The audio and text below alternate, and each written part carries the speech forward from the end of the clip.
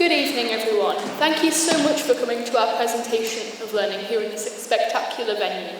The whole crew that is G29 of XP Gateshead really appreciate the support for our learning that we see from you all. Our spring term's expedition of learning has the title Do Your Bit, with the guiding question, why is it important to honour all those who made sacrifices in World War I? There were 3 case studies called The Call to Arms, The Call of Motherland, The Call Home. Our anchor text was called War Girls, which is about the contributions of women during World War I. Throughout tonight you will see scenes from our drama text, White Poppies. In the first scene, Jenny sees the door and she goes and calls for a friend, Sarah, and explains to her what she missed in school.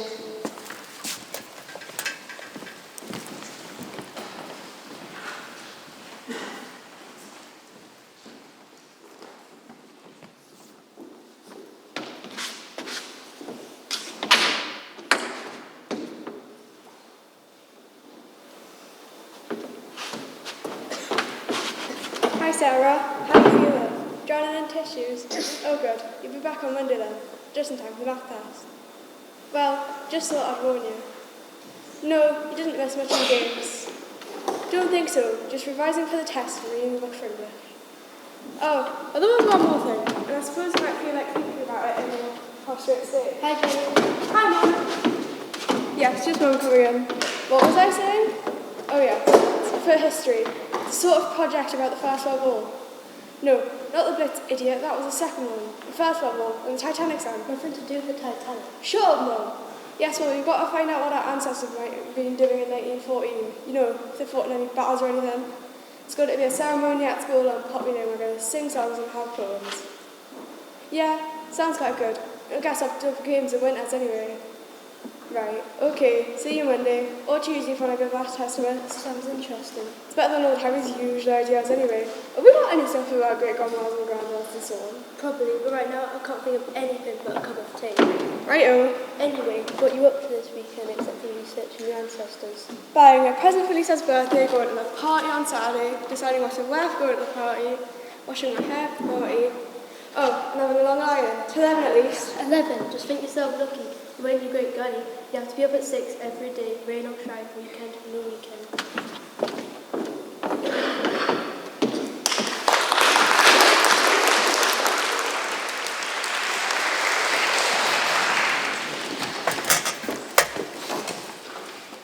During our immersion of Do Your Bit, we spent time analysing different sources to make predictions about the expedition ahead. We went on a gallery walk, which is an activity where we look at different pictures and write about what we noticed, wondered, what linked back to our prior knowledge, and what inferences we could make. This gallery walk led many of us to have the idea that our expedition's topic was going to be about war.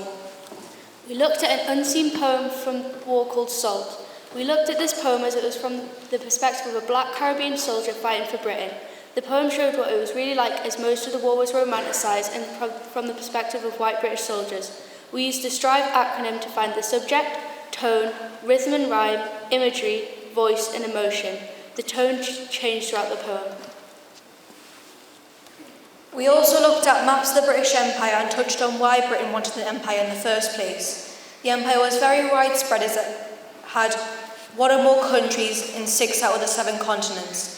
As a consequence of this, it earned the nickname the Empire where the sun never set, as the sun was always shining somewhere in the empire.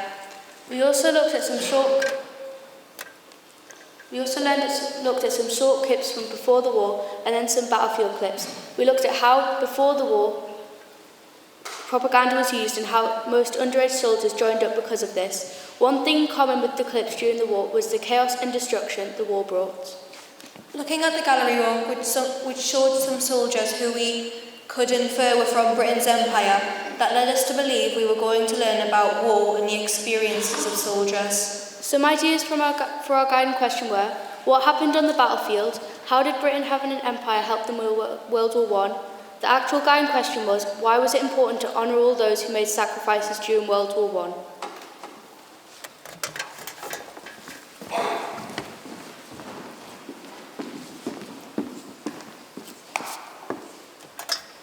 At the start of this expedition in art, we looked at pieces of surrealism art from Hannah Hock and Terry Gilliam. Terry Gilliam's style is different to Hannah Hawke's because Hawke's pieces of art focus on the human body, whereas Gilliam's are much more about dreamlike landscapes with human figures, often with heads that open up. Surrealism is a type of art which balances real-life situation with dreams and the subconsciousness. We also looked at the rule of thirds, which is a composition tool, basically when a picture is split up into 9 pieces, and the focal points are the 4 corners of the middle square. We also had a chance to make our own piece of surrealist art using the rule of thirds on our iPads. In my piece you can see I have used the rule of thirds because I have placed the face between where the focal points are. This is a picture of Marilyn Monroe, where I added exaggerated facial features to create this piece. Learning about art movements and composition helped prepare us for our later learning on World War I and C.R.W. Nevinson, because we looked at a painting from him which was a picture of soldiers going off to battle and were able to comment on how it had been composed.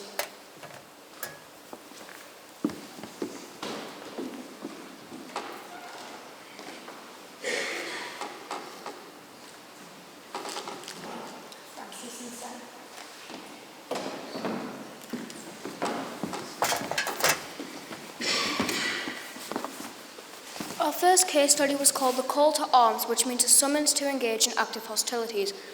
Our case study's name links to the fact that Britain summoned civilians to become soldiers to fight against Germany. The focus of this first case study was the causes of World War I and looking at what made people sign up to possibly make the ultimate sacrifice.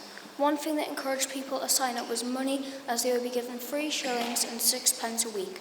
Another was pressure from teachers, friends and even family members. The First World War, the Great War as it was known before there was a Second World War, started because of the assassination of Archduke Franz Ferdinand by Gavrilo Princip in Sarajevo on the 28th of June 1914.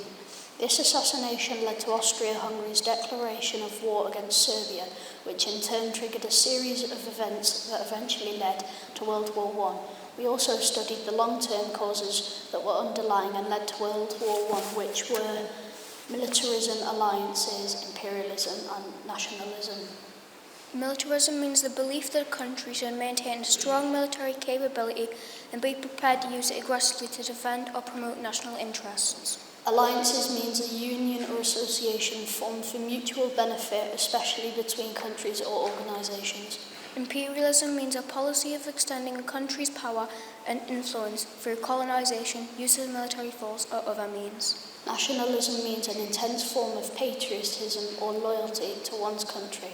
Nationalists exaggerate the importance or virtues of their home country, placing its interests above those of other nations.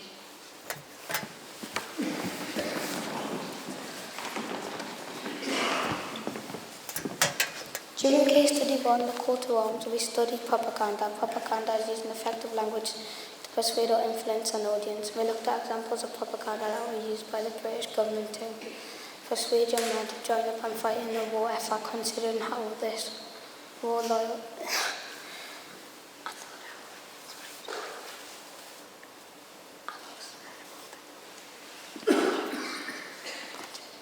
Considering how this was a form of manipulation, however, the soldiers also saw this as a chance to prove their loyalty to the empire.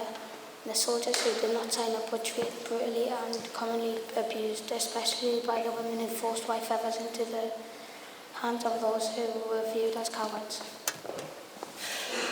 The propaganda we studied took the form of posters and usually played on the young men's feelings by using direct address and regularly mentioning their friends or family.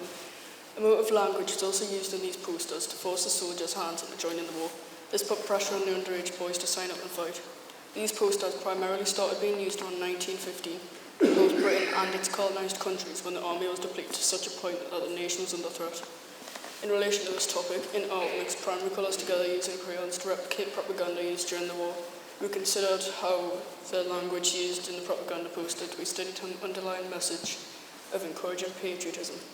However, propaganda was misleading and gave a romantic view for the soldiers. The women who were left behind went on to get jobs to provide for any men left in their household, either due to age or health.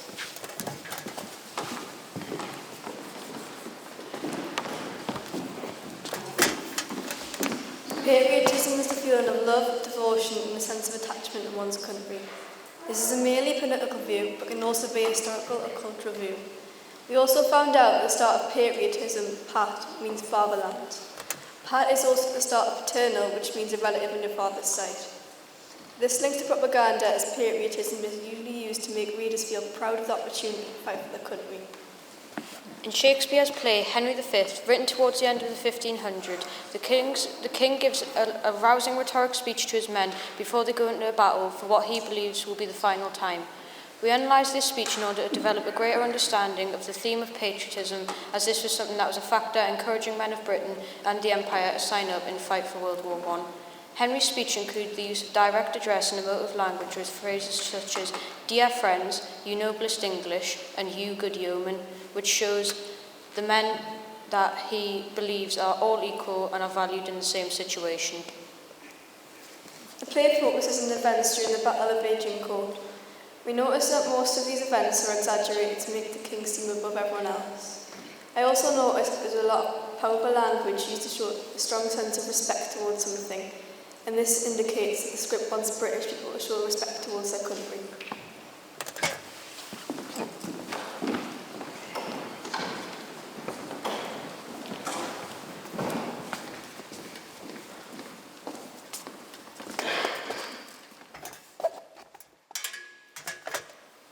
In Case Study 1, we were learning about unheard voices in war. Grace, Joseph and I will be reading extracts from our piece of creative writing. My piece of creative writing is called The Call to Arms. I wrote in persona as a young girl answering the call and signing up to be a nurse.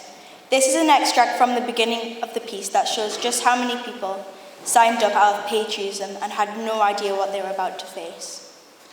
Sleep just wouldn't come. I twisted and turned. The following day, I would be setting off my nurse's training and leaving everything I have ever known behind me. Morning came and I woke early to find my mother already downstairs, making the most delicious breakfast. She must have been saving rations for weeks. After breakfast, I said my last goodbyes, picked up my tiny duffel bag and took off down the cobbled lanes to the station. I could almost taste the excitement. Loud cheering filled my ears as I leapt onto the train and took my seat. The train slowly roared to life, and I took one last look at the green station and committed my hometown to memory before everything became a blur.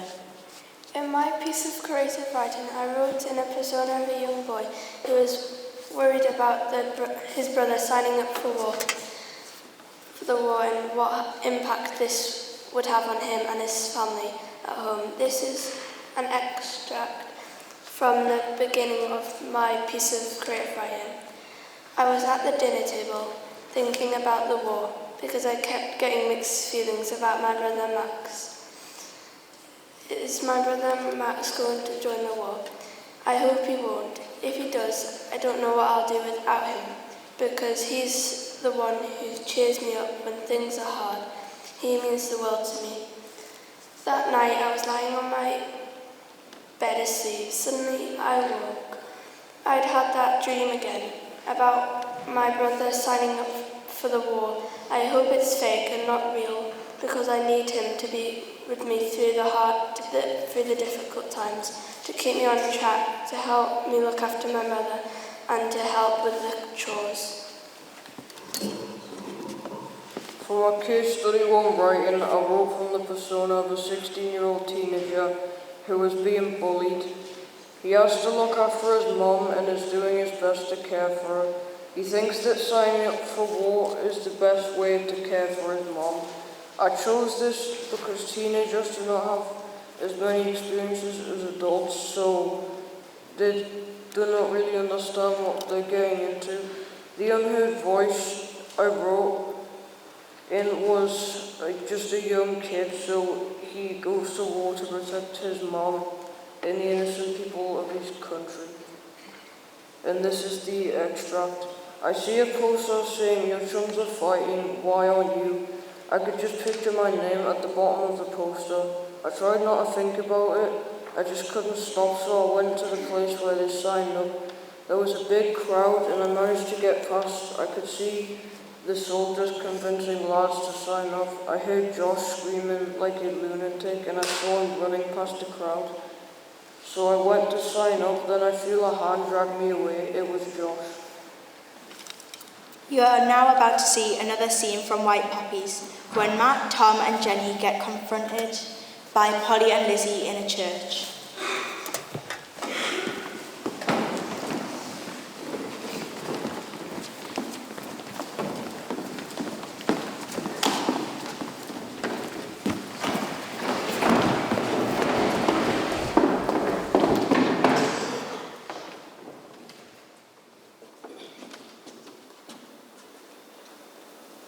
We have in mind today those brave soldiers who have volunteered to help our French allies against the common enemy.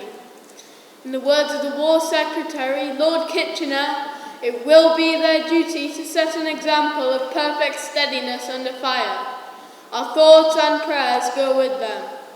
I vow to thee, my country, and all earthly things above. Entire and whole and perfect, the service of my love. The love that asks no question, the love that stands the test. That lays upon the altar the dearest and the best. The love that never falters, the love that pays the price. The love that makes undaunted, the final sacrifice. I would like to draw the attention of the congregation to the fact that the recruiting station in Lakely will be open every day this week from 10 a.m. till 3 p.m. If any young man in the congregation wishes to do his duty by his country, this is his opportunity. There may be no others. My car. Now, ignore her. My car. My car. Best boy. What do you want then, Lizzie Park? Here's the thing signed up, my Clark. Your country needs you. The cheek of it! Go on your way, both of you! Go on! Don't take on Hannah. With this. You don't know what you're talking about. If you're so brave, why don't you go nursing wife for the clothes? My Matty's just as brave as anything. Just the other day, down at the pit, he stayed down with John Watson when a prop collapsed and he got his leg hurt. They waited for hours for help and the whole section could have come down on both of them. Says you. Now listen here, I'll not be the fool by two lasses that I don't have the sense to be born with. I've made my mind up already without anyone else's home. Now, and Jenny's right. Take the beastly thing with you, unless you get the guts to join it yourself. And next time you've got something to be done, Lizzie Palmer, don't get Polly to do it for you. Do it yourself. Thank God I saw through you in time. You've made up your mind, Matty. I know you won't like it, lass. The whole group of us going off onto the lake in the morning. If the tunnelling work to be done in France, they'll need us miners. They'll still take care of you, Hannah. I know he will. Besides, won't be much different to here. I know we'll be underground after all. But the baby, Matty! I'll get Eve, and we'll be over soon. It's bound to be. Oh, Matty. Gotta get her over and sleep. Don't you leave me.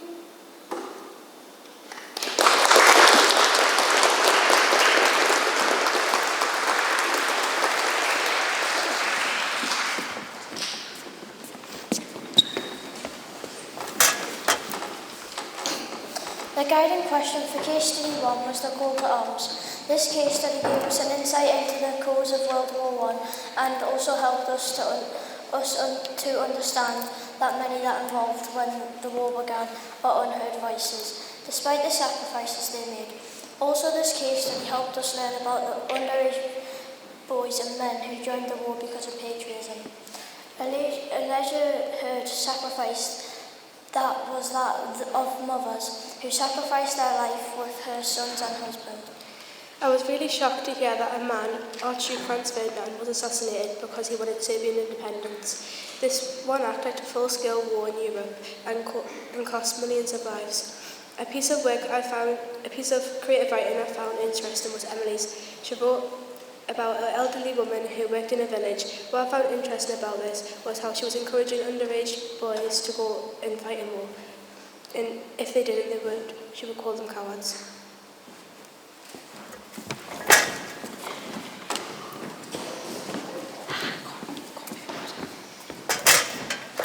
The main focus of Case Study 2 was World War I on the battlefield. We learned about the soldiers who fought for Great Britain, who weren't from Britain, but were from colonised countries of the British Empire, and how the sacrifice hasn't always been honoured.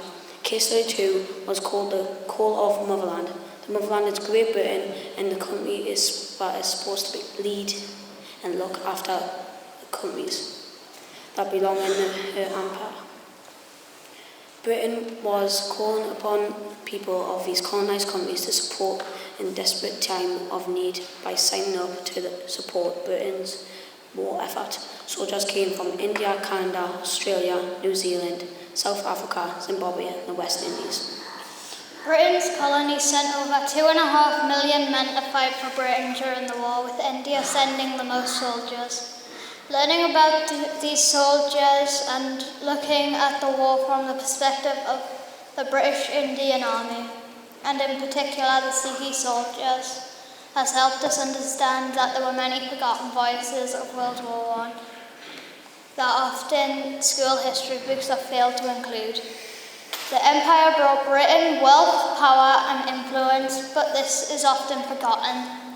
We need to honour all that have made a sacrifice in World War I, especially those that the history books have conveniently left out or forgotten.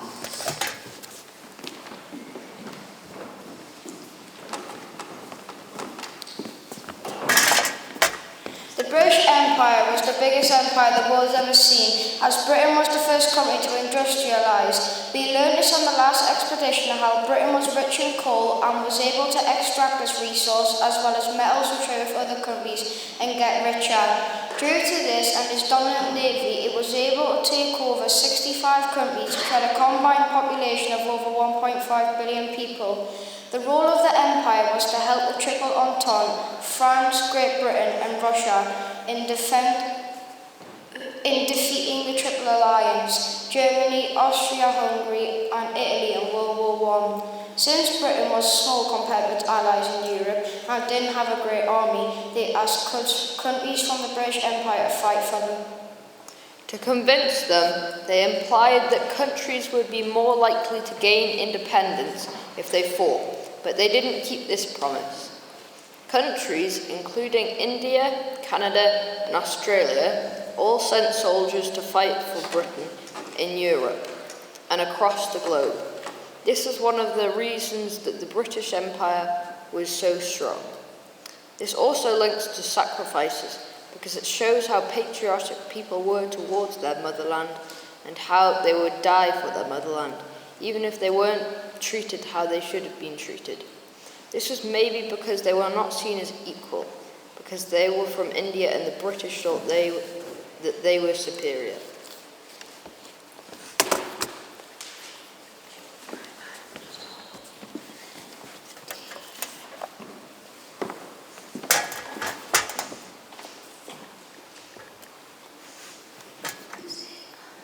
Simon Linnell came to us on a live Google Meet. They were from the Commonwealth War Graves Commission, who are responsible for looking after war graves around the world. Soldiers who died during World War I were buried where they died because it would cost too much money to ship bodies back to other countries. It was decided during World War I that fallen soldiers would not be repatriated. Military cemeteries were the solution to dispose of and commemorate the dead.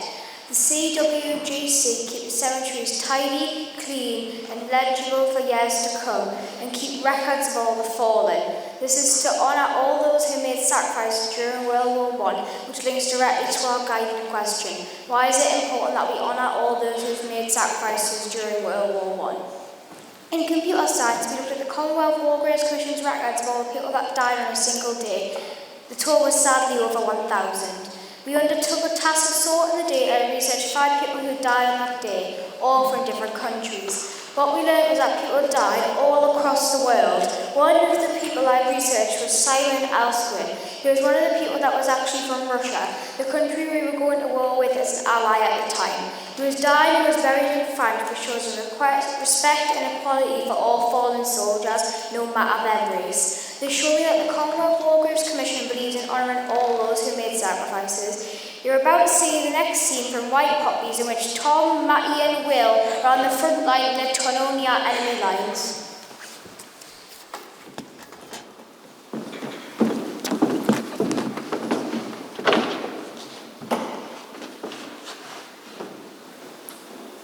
They're this near. Just stay there, Jerry. Right, Will Fordham, Second Lieutenant Fordham. Will Fordham, 5'4", Lakely, Great Britain. When the war is over, back to Cambridge. Just read history. Just think, I'll be a part of history. Plenty of soldiers before me, not afraid. Brave man, just gotta get on and do it. Right, the tunnel. Just like a foxhound being nice. No. I am the master of my fate. It matters not how straight the gate, how black the night. Oh God. Lads, all right, sir. Shh! Listen. What? Jerry, stop. Stop, go back. No. Shh! Don't hear you. Jerry will hear you and the whole section's in here. Use the phone. The line's cut, sir. You told us. Have to warn the others. No. Rat in the trap, box in the trap, rat in the trap, box in the trap. Belt him, Tom. Shut up. Sorry, well, sir. Now go! Go! Captain Knox! Captain Knox!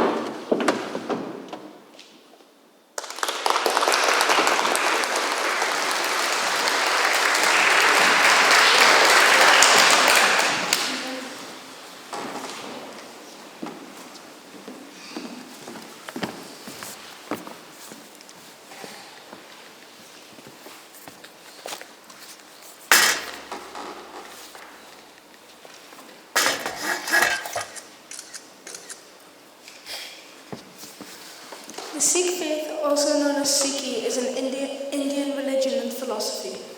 It originated in the Punjabi region of the Indian subcontinent around the end of the 15th century. The key principles of the Sikh faith are equality, social justice, service to humanity, and tolerance for other religions. Some key figures in the Sikh religion are Guru Nanak, the first Sikh guru. He was born into a Hindu family but went missing for 3 days. When he came back, he started to practice the Sikh religion. Waheguru is another key figure. This is their name for God. Sikhs believe that Waheguru must remain in the mind at all times. The Guru Granth Sahib is their religious book that holds their teachings. It is kept under a cloth to protect it from dust and heat. In the Gurdwara, Sikh place of worship, there is a community kitchen called a langar. Sewa means selfless service. Performing sewa is important because it demonstrates belief in equality and the importance of all people. This happens in a langar because the people who are cooking are volunteers so they don't get paid. There are currently over 24 million Sikhs worldwide. The majority of the Sikhs live in the Indian state of Punjab. All Khalsa Sikhs who have been through the Amrit ceremony wear the 5 Ks. These are objects that they have to wear. The 5 Ks are Kesh, uncut hair, Kara, a steel bracelet, Kanga, a wooden comb, Kashera, cotton underwear, and the Kirpan, a steel sword. Kesh symbolises holiness and strength. The Kara symbolises that God has no beginning or end. The Kanga symbolises that Sikhs should be tidy and organised. Kachera symbolises self-respect, and the Kirpan symbolises that it is a Sikh's solemn duty to protect the weak and promote justice for all. The 5 Ks taken together symbolise that the Sikh who wears them has dedicated themselves to a life of devotion and submission to the Guru. We learnt about their beliefs at a place called a Gurdwara. This is where the Sikhs go and do their praying and worshipping. Gurdwaras contain a langar, a diwan hall, and a main worship hall.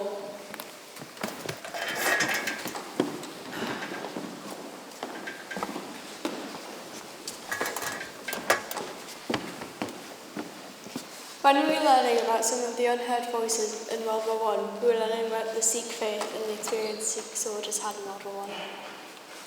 To help with this, we were fortunate enough to have a live Google Meet with an expert on the contribution of Sikh soldiers during World War I, called Rav Singh, founder of A Little History of the Sikhs.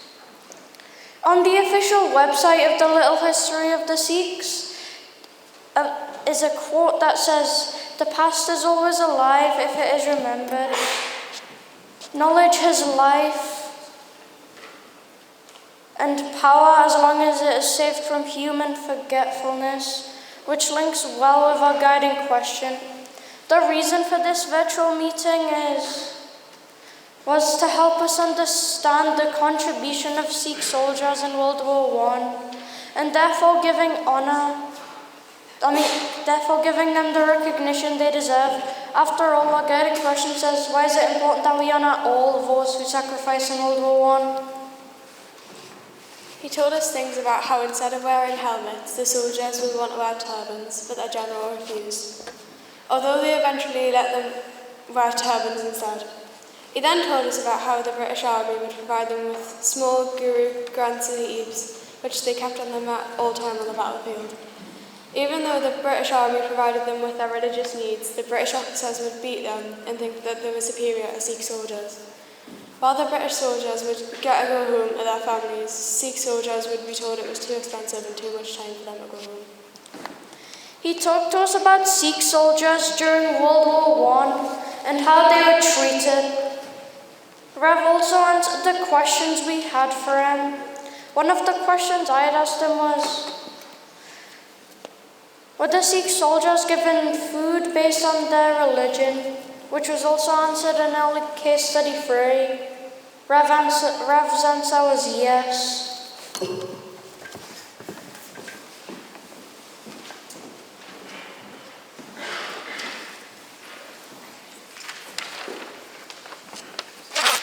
In the Good War, the people were friendly and kind. It was quiet and peaceful.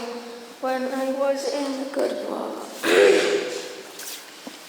I saw lots of respect. I saw people praying and I got to see the Guru Granth Sahib. As I grew, we did a meditation and I had to wear a head covering and got to wear a turban. When I was there, I enjoyed preparing the food because it was fun to help and put it in the spices. Helping with this is called sewa. I enjoyed being shown around in a small group.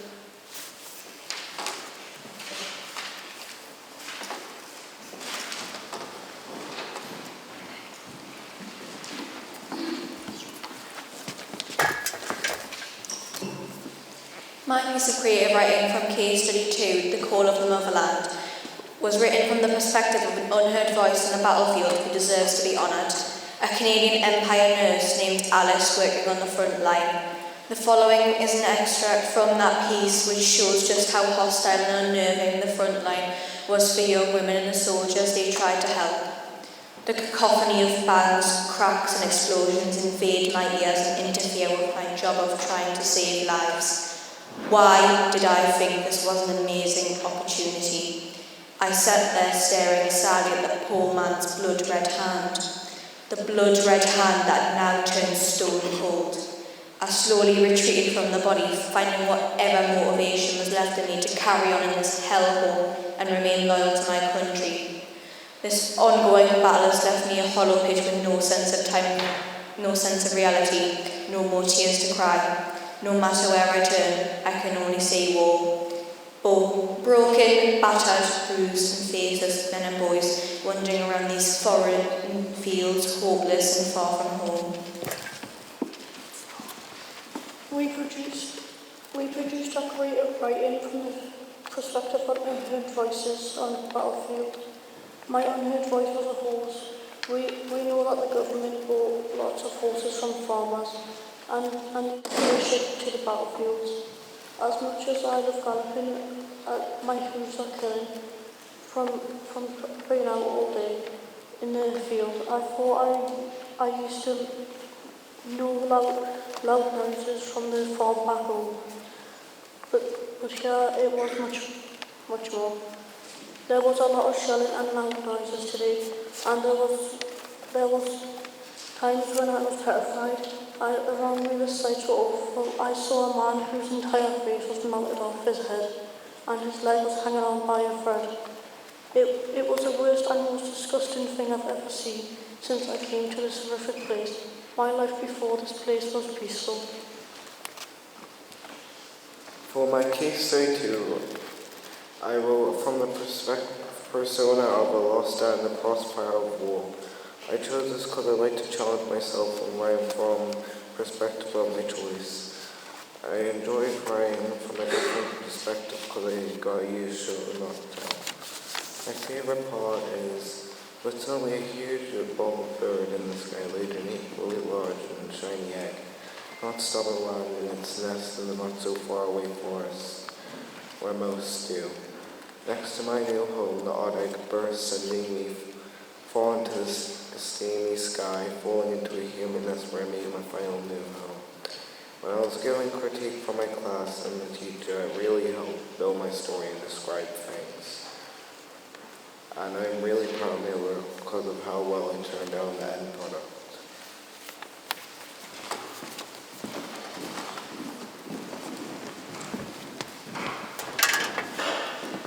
During our second case study, we learned about the reality of the battlefield and what it was like to be there watching the fighting. When people think about sacrifices, they usually think of white British men defending each other for a good purpose. We often don't remember soldiers from different countries and religions who fought on our side, or the woman who made sacrifices to keep people safe too. Some students took up the role of photographers, nurses and animals who were witnessing the fighting in our narrative, where we wrote about what life was really like on the front line.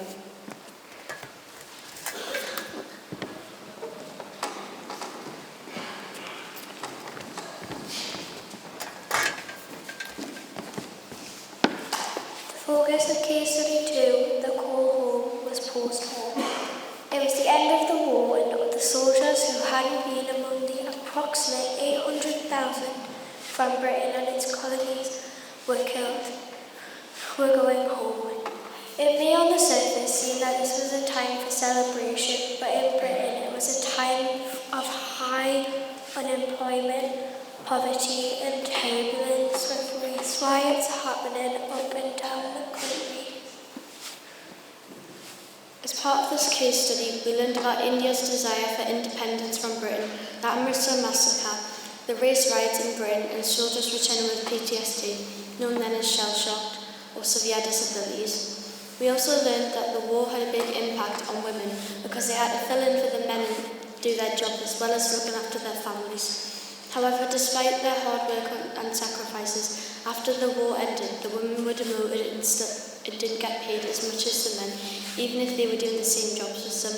We feel that this means they were not honoured for their sacrifices they made.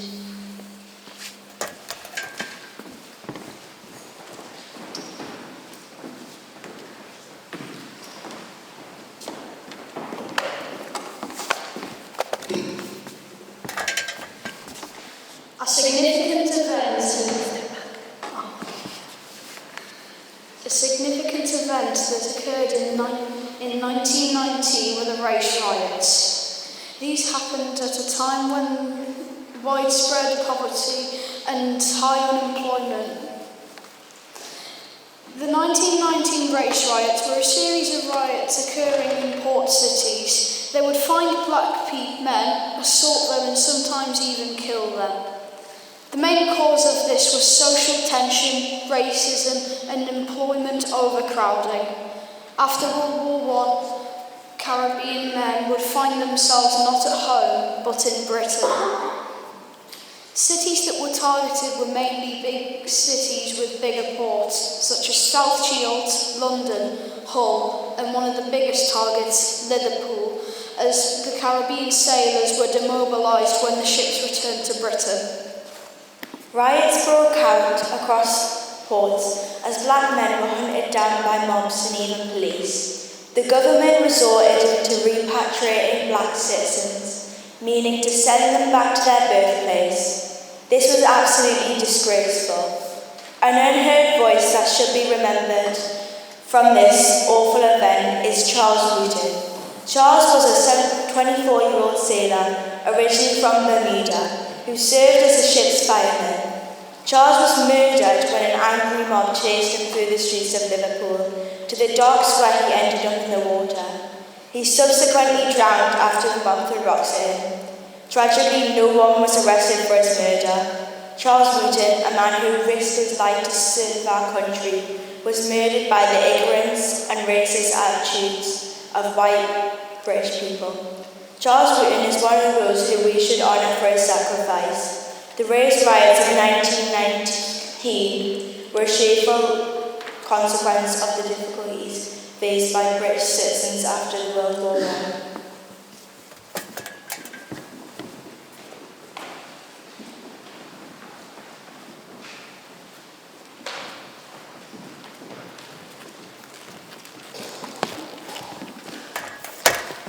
When the Indian soldiers returned home, they wanted some independence from the British. They did not want to have to rely on the Empire's wealth and resources and wanted to govern their own country. To achieve this, many people went on strike. Britain declined their request. Instead of home rule, they were banned from having public meetings and discussing political matters. The British also stopped some of the strikes by arresting the leaders. The strikes still carried on nonetheless. One of the strikes resulted in a riot in which many Indians died.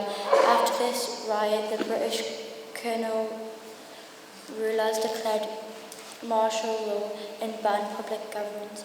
The Indians ignored this law. On the 13th of April 1919, a crowd of 15 to 20,000 Hindus, Muslims and Sikhs were peacefully gathered at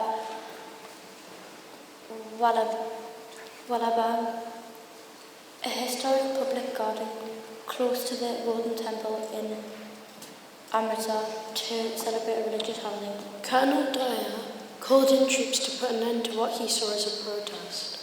British troops entered Jalmolabang, standing side by side until Colonel Dyer commanded them to fire. The British blocked the only exit so people couldn't escape. Some people scaled walls and gates, and a few jumped down a well to escape. The British stopped shooting because they ran out of ammunition. Otherwise, there would have been no survivors. 379 people died that day. Many people in Parliament disagreed with Colonel Dyer's actions, but others claimed he had saved India. This event links to our guiding question, because many people killed in the Amritsar massacre have fought for Britain in World War I.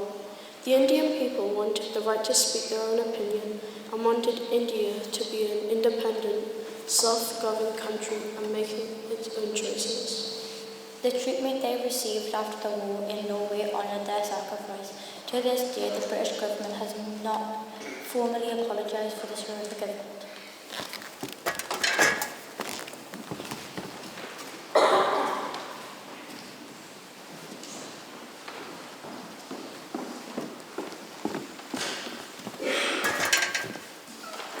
In computer science, everyone was given a soldier from Hewitt who fought in World War I to research and find out more about their history in the war. We were provided with websites and links to find out facts and more about them. We used spreadsheets with information which had their name, their age when they died, date of death and their rank. The information from the spreadsheet is very useful and important because it told us loads of information about every soldier on the spreadsheet. On the spreadsheet, we each were assigned a soldier who fought in World War I, and that was buried in Hewitt. Our computer science teacher had put our names into a spreadsheet and listed it down. Then the computer organised them and put our names next to a person who fought in World War I. The soldier that the computer had put our names next to was a soldier who you would put a pebble on their memorial. On Remembrance Day, we painted poppies and soldiers on pebbles from a beach to go put next to the soldiers' graves so we can pay our respects and honour them for sacrificing their life for us. In our preparation for this fieldwork, we studied the different types of war graves and tried to figure out when the World War I soldiers died. In computer science, we looked at a spreadsheet of over 1,000 British soldiers. Connor and I went to Hewitt Cemetery and we placed the rocks on the soldiers' war graves and took some photos on the iPads for future lessons. It was really sad to see how old they were when they died and how close they were to surviving the war. Most of the soldiers were between the ages 17 to 40 years old when they died. Lots of other soldiers also died after the war due to injuries. I think this was an important piece of fieldwork for us to do because it shows us that many people sacrificed their lives for us in World War One, including the people from our region, and it helped us appreciate and honour all those who sacrificed their lives in our local area.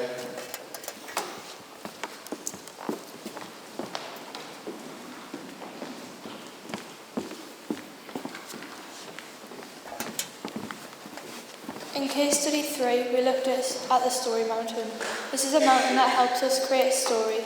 In each case study, we have been writing in the persona of an unheard voice of war. This includes an opening, which is where you describe the setting and introduce the characters. Then there is a build-up where the tension and excitement grows. Then a climax where you introduce the problem to the story.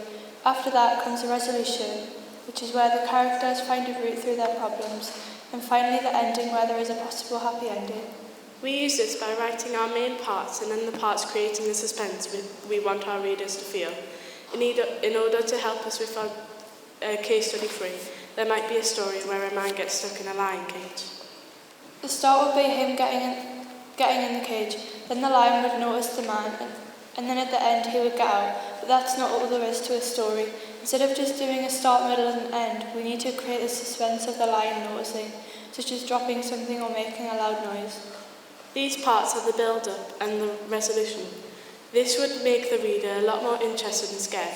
Because of this, the reader will become fully involved with the story. This helped us with the case study 3 by giving us a clear structure, as well as saying how much we needed to do. We used this structure to write a narrative about unheard voices of war.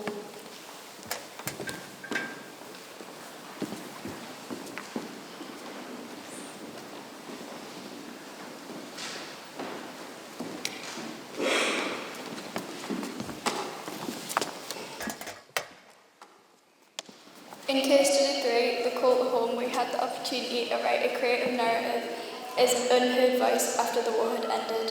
I'm going to read 2 extracts now. The first is from a student who has trusted me to read his for him, and the second extract is from my own narrative. The student's piece of writing was in persona is a soldier returning from war who is experiencing mental trauma, now known as PTSD, but referred to as shell shock at the time. The soldier experiences mental breakdowns and seizures.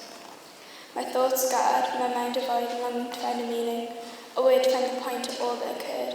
Those who had died, those who were injured physically, those who had lost their sons and fathers, and those who were injured mentally and lost all will to live. What did they gain? What did anybody gain? Nothing. Absolutely nothing. The train shuddered as in reply to my question. It rattled and shook. Then it became slower, going deeper into the pitch-black abyss. Then there was light, a face over me, blurry but I could make out as hers. Then a new face, a face drifting white, covered with blood from cheek to ear. Then my wife appeared again, tears leaking from her bloody crimson eyes, yet still I took comfort knowing that she was okay, knowing that she didn't have to feel the horrors of war, knowing that she didn't have to go through the pain, suffering, torment, the agony that broke me.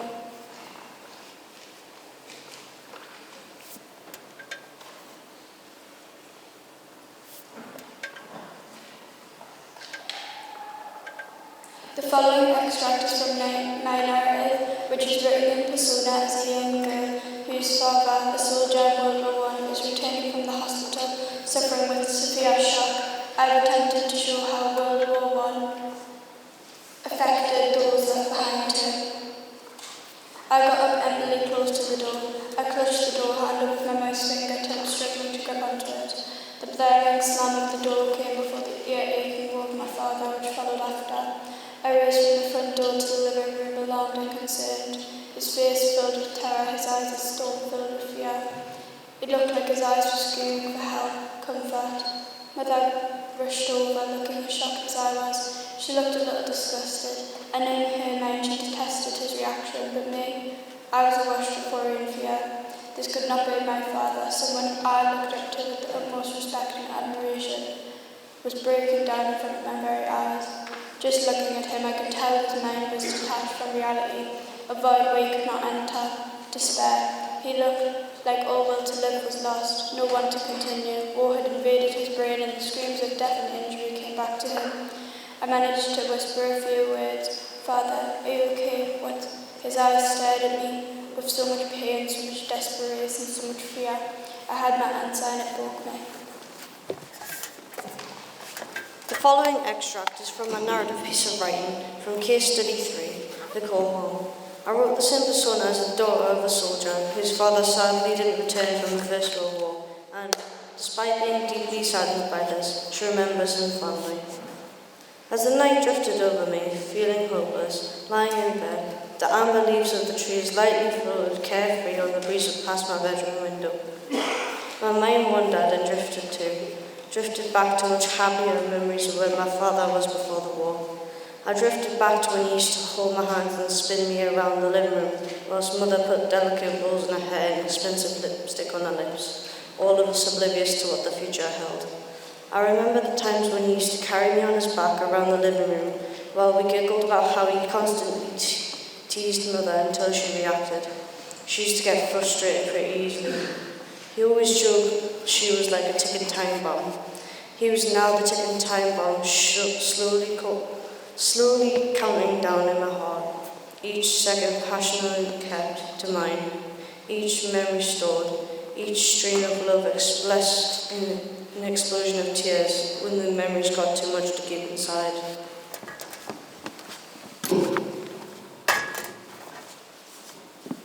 I wrote from the perspective of a young girl whose brother had gone to war and returned traumatized. I chose this perspective because siblings of soldiers are not talked about in reference to World War I a lot, and usually when people think of World War I, they think of soldiers' sacrifices on the battlefield, not the siblings of the soldiers.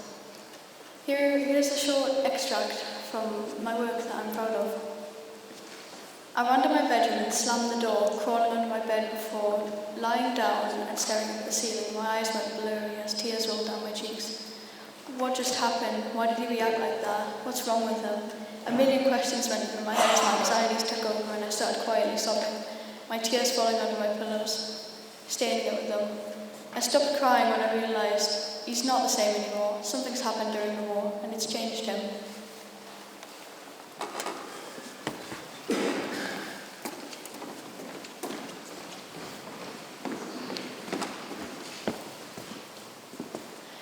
The guiding question for this case study 3 was the call to home. This helped us understand the after effects of World War I and the soldiers coming back from the war and what they risked. They risked the fact that they might have changed a lot during the war, physically and emotionally, due to facial disfigurements, loss of limbs, or post-traumatic stress disorder. Women would also usually rely on the fitter men to provide for them, so now that the men were at war, they could be more independent. Caribbean and black soldiers also sacrificed their dignity and independence to get recognition in the war and just to be respected overall. This goes for Indian soldiers too. On the 13th of April 1990, a group of Indian soldiers met up to protest for independence. The British government sent British soldiers, led by General Dyer, to shoot into the crowd of peaceful protesters just because they were standing up for themselves. Another effect after the war was the race riots. The race riots started because when men came back from war, there was a shortage of jobs and there was more people coming to Britain. We all thought that the actions that were taken during this time were unacceptable. This helped us learn that the war had effects on the world even when the war was over, and not everyone's sacrifices were honoured.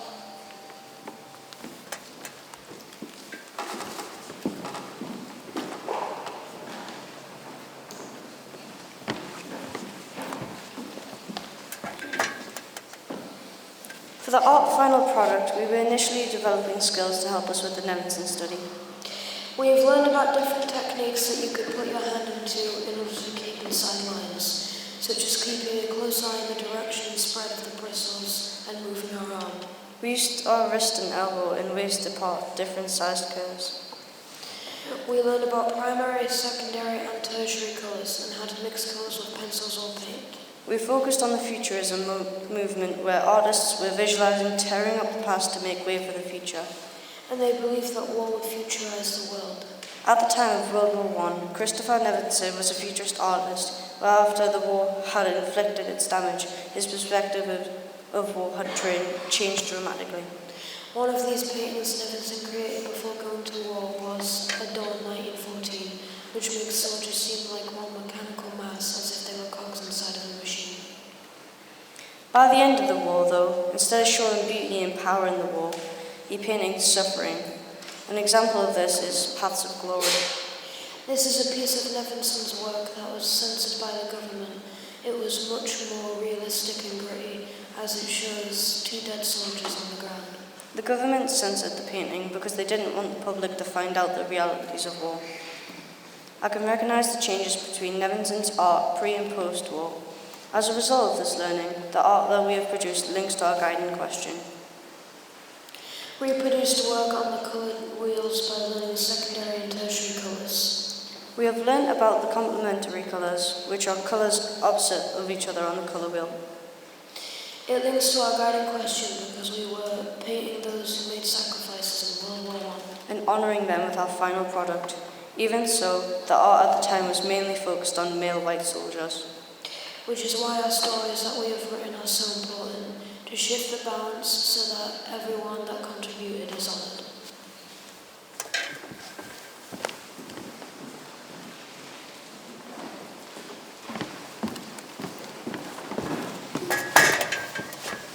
White Poppies tells the story of a young girl who has to do a project for a Remembrance Day at school and discovers more about her ancestors that fought in World War I. She learned about a person in her family who fought in World War I and got shot for cowardice when he didn't really do anything wrong and didn't get any recognition for fighting in the war.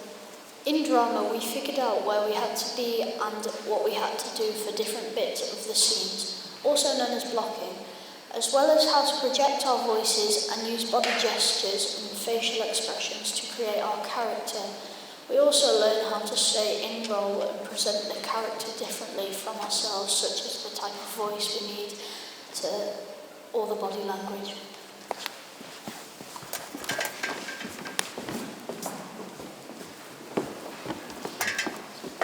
For our final product, we'll be reading out one of our creative writing pieces from case study 1, 2 or 3, which will be created in the format of World War I radio broadcast, which will be accessed through a local museum and a memorial. When we did our creative writing, we wrote from the point of view of unheard voices in World War I. This helps us to answer our guiding question: why is it important that we honour all those who sacrificed in World War I? Some of the unheard voices we wrote about were mothers, nurses, underage boys, and even animals. We also learned that Sikhs were expected to fight in the war, and the British soldiers thought they were much more important. The British looked down on the Sikh soldiers. By creating this broadcast, we are honouring all those unheard voices from World War I, because everyone who made sacrifices in World War I should be honoured, as well as the British soldiers. What happened to them is important, and so is the role they played in war. It's important that we learn about all those who sacrificed. What affected me the most was learning about underage boys being forced to go to war even though they were too young. This is because I can imagine how they would feel going to war, which would be scary and nervous.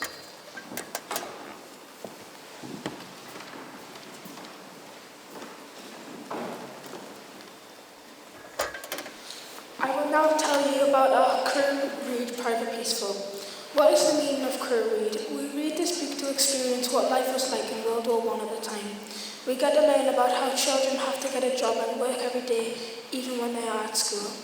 Summarising Private Peaceful. Private Peaceful is about a boy named Tomo and 2 other main characters, Molly and Charlie, and they all spend time together. Was Private Peaceful added to our understanding in response to the guided question? Because they signed up underage, and the underage people that signed up were an unheard voice of war.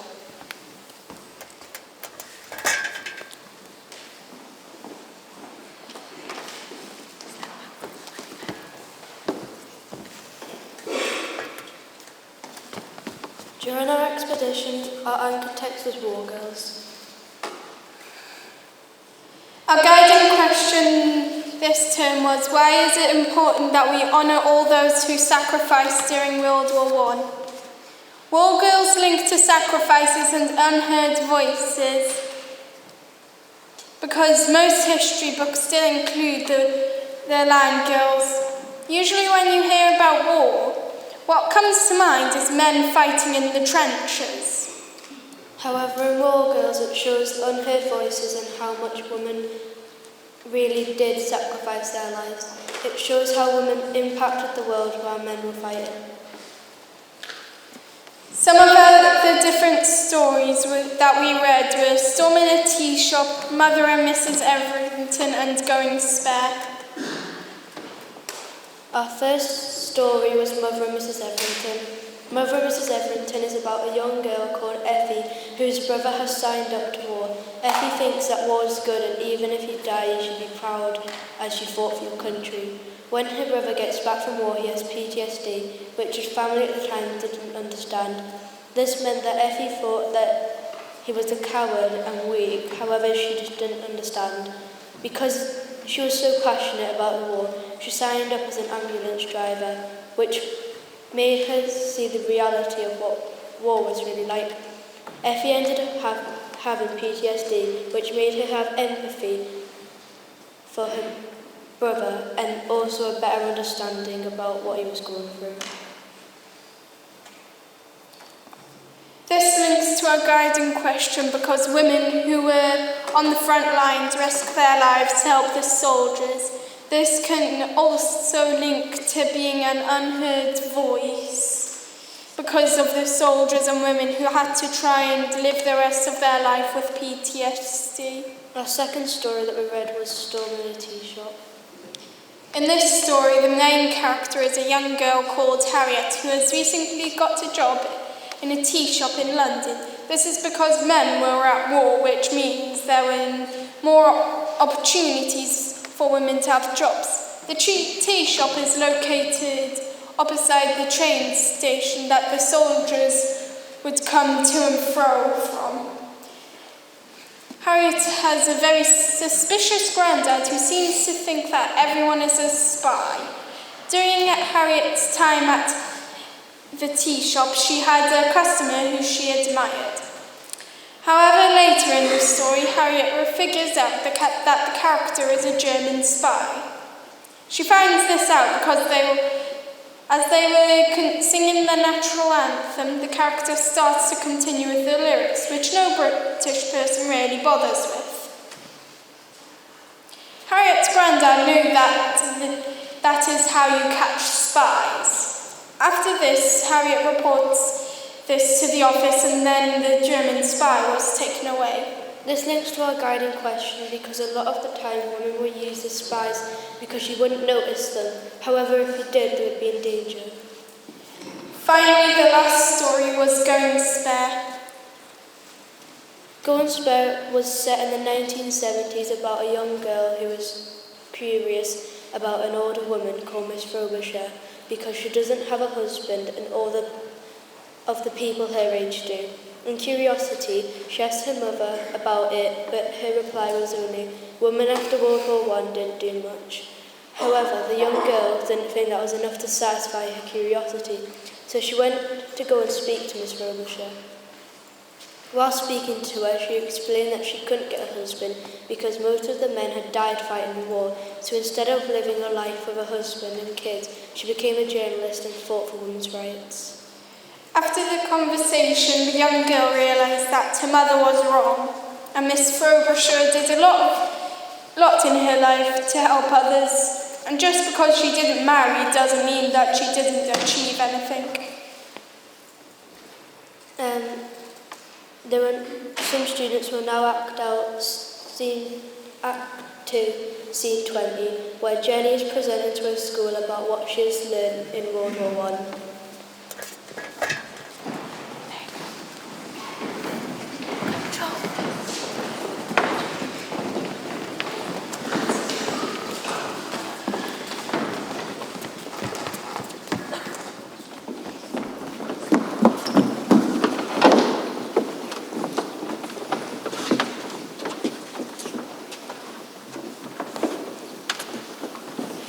Today, 11th November, it's a very special day here at Brightford High School. Some of our students have been looking back at those of their great-grandparents who who fought in the Great War between 1914 and 1980.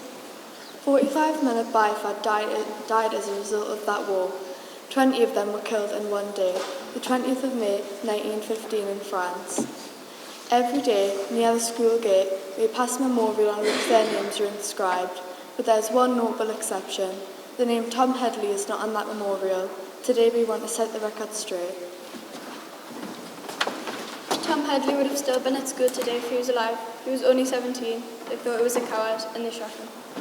But we found out that really, in spite of everything that was said about him, he was a very, very brave soldier. Sometimes in the summer at dawn or just before, around when it must have happened, I can't sleep. I throw on some clothes, get out of bed and go down the lane for some air. It's lovely then. There's wild roses and hedgerows. I pull a branch towards me and hold my head up to smell the petals. There's just the faintest smell. Sometimes I think it's a scent of all the wonderful things that would have happened for me and Tom if he had still been here. It's such a faint smell. No one would know it was there, just me. Like how nobody knows how much he's still here, in my heart. I've got to do the living for both of us now. They shall not grow old, as we are left grow old. They shall not wear them, nor the years condemn. At the going down of the sun in the morning, we shall remember them. Jonathan Clark, Thomas Williams Richardson, John George Armstrong, William Evans, Patrick Derrick, Michael Mellon, Thomas Wall, James McGall, Catherine Rogers, Dan Williams, Robert Finley, Edward Cyril Bastock, Robert Guy, Frederick Belbley, Thomas Edward Headley,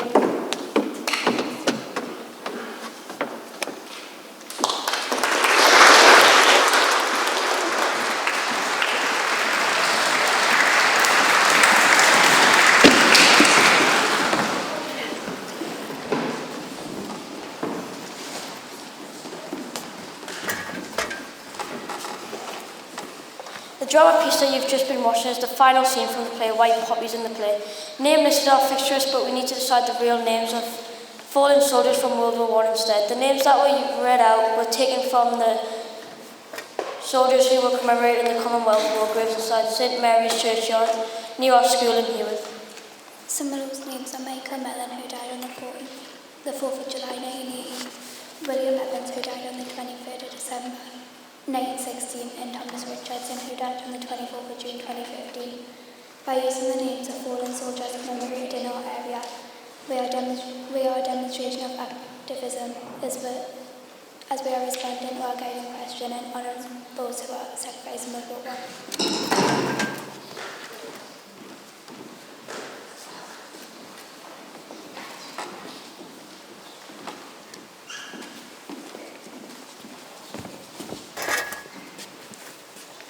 We would like to take this opportunity to thank you all again for taking time to come to our presentation of learning. At the beginning of our POL, we told you our guiding question. Why is it important to honour all those who made sacrifices during World War I? We will now answer that. I'm sure you'll agree we've put a lot of hard work in our learning into this presentation so that we could share our learning with you all. On behalf of our expert community, we appreciate you giving us your full attention this evening, and we really hope you have learned something that you didn't already know about World War I. It is important to honour all those who sacrificed themselves, because if they didn't, then what was the sacrifice for? If they hadn't been there when we most needed them, would we have actually won? We would like to thank all of our experts who helped us on our journey, such as Rav, Jazz, Simon and Lionel, and the audience for supporting us tonight. You were handed an extra ticket on your way in. As we take feedback really seriously at XP, we'd love to hear what you think about the work we've done. Please fill out those with any praises, notices and wonders, as we use any critique to help us further improve in the future. Please make sure these are handed in before you leave. Have a safe journey home and have a lovely weekend.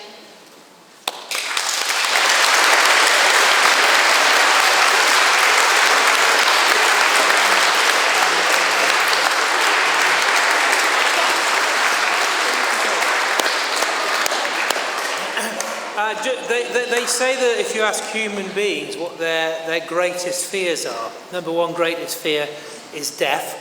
The second greatest fear is public speaking. So the fact that these young people have spoken for nearly an hour and a half about the spread, the breadth and depth of their learning is incredible. But even more so, that they've done it at the end of a week and at the end of a day where they came into school at 8 o'clock this morning and have been working right the way through to the time it is now 7:15. So, you know, these guys really have done exceptionally. And the fact they've done this in this building here, which is pretty prestigious, and the kind of building I guess you kind of anticipate, I know, people who go to Eton or Harrow kind of get the chance to use all the time.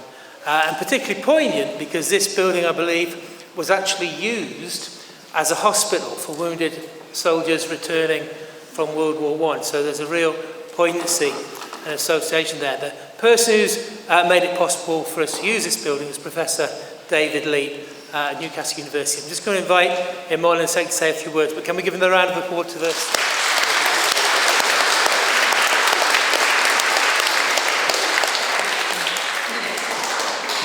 Thank you. I would like to welcome you to Newcastle University and to King's Hall, this wonderful room here. It is the place that's used considerably by people doing music degrees for lots of their practices and performances.